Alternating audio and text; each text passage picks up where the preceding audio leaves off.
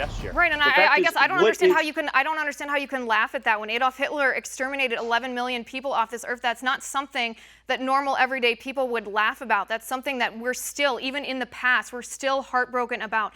It's something that still impacts our world. And I think it is a fair question because your organization talks about wanting to promote what you call European values, or a white state, something of that nature. It amounts to ethnic cleansing.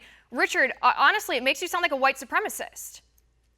Okay, look, what we want to do is raise consciousness amongst European people in the United States and around the world. That is white people. We want our people to be conscious of themselves, to be conscious of the world they live in, and to develop a greater sense of unity. That is what we want. I mean, that is what our organization is about. It's about raising consciousness. Right, but that's extremely vague. I mean, you've talked about why is that? It's extremely vague. Raising consciousness. I mean, that means nothing to me.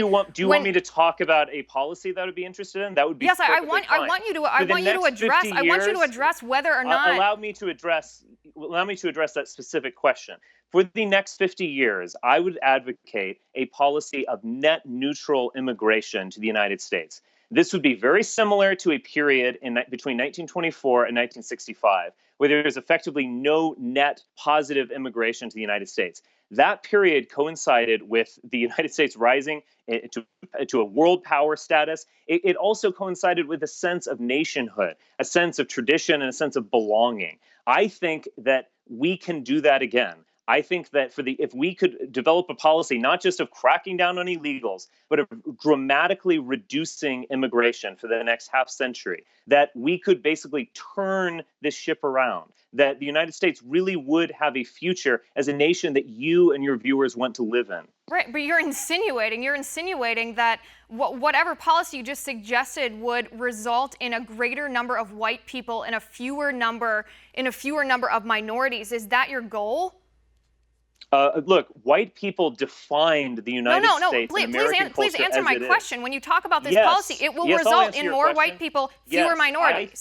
I think immigration should preference people of European descent. Yes, because they are closer to the core America. They're going to fit in. They're going to be part of this nation in a way that, yes, someone from Bangladesh or even someone from Mexico is not going to be. Richard, we are a nation of immigrants. From the founding of our nation, we're a nation of immigrants. How can you possibly insinuate that white America is the core of America? The core of America is that all men are created equal.